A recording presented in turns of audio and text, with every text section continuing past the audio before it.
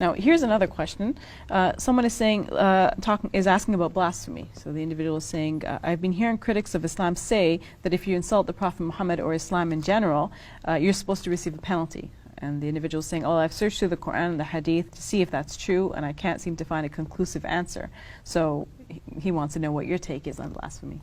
Hopefully I'll give a conclusive answer. Yes. Well, I've also searched through the Quran and the hadith on this question, and I want to first of all lay out a general principle in that for anyone to say that there is a penalty in Islam, they have to have some text from the Quran or something that is genuinely reported from the Prophet Muhammad, peace be upon him, or there has to be a clear, reasonable justification for arriving at that and saying that this is an Islamic rule.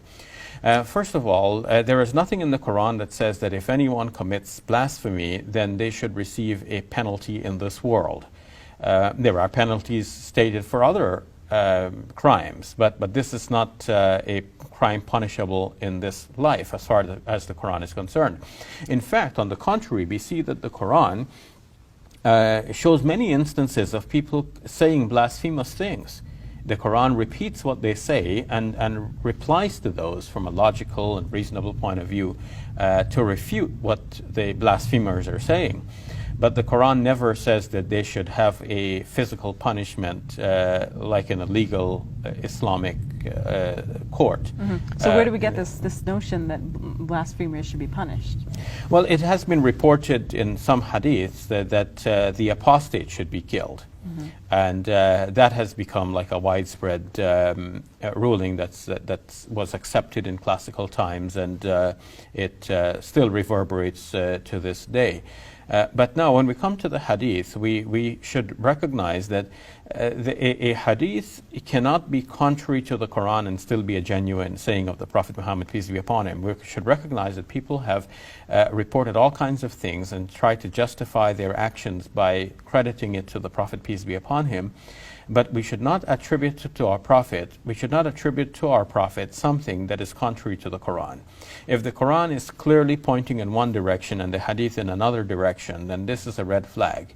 The hadith is supposed to be an explanation of the Quran, a further elaboration. The Quran tells you to do something, and then the hadith gives you more details on how to do it. Like the Quran tells you how to pray, and you want to know, how do I pray now? So you go to the hadith for the details. But you wouldn't go to the hadith for something contrary. Like the Quran tells you pray, but the hadith says don't pray, and then you go and take it from the hadith and you don't pray. Not that the hadith say that, but as an example, you can see that you're not supposed to take something contrary from the hadith. You're supposed to take the details and explanations from the hadith.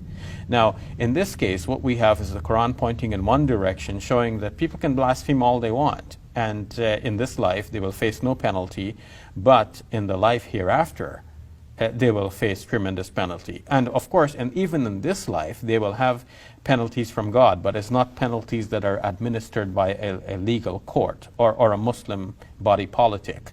It is not for any Muslim to penalize a non-Muslim for committing acts of blasphemy, or even a fellow Muslim yeah, because a Muslim could be charged with blasphemy as well. So it's not for Muslims to do this. It is for God. God promises the blasphemers that they will have a torment and punishment in the life hereafter for the blasphemy, and perhaps even in this life they would receive some punishments from God.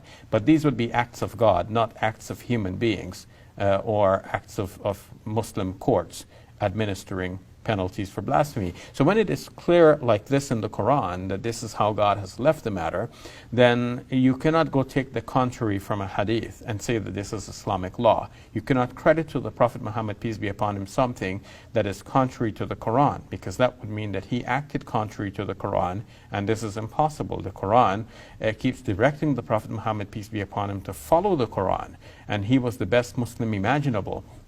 If he didn't follow the Quran, then why would we be asked to follow the Quran? So we are following the Prophet Muhammad, peace be upon him, and he followed the Quran. By following the Prophet, we are following the Quran. He taught us the details, but he didn't teach us to go contrary to the Quran. So do you think that people are making the people who have said that blasphemy requires punishment in this life are making a mistake then?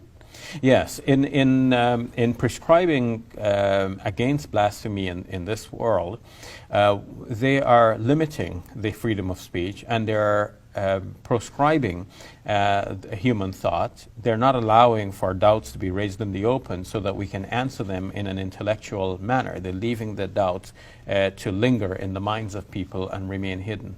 All right, thank you for that, Dr. Shabir Ali. I appreciate your answer. You're welcome. That's all the time we have. Visit our website, QuranSpeaks.com, and check out our YouTube channel, youtube.com/QuranSpeaks. I'm Safiya Ali. For all of us here at Let the Quran Speak, thank you for watching. I'll see you next week.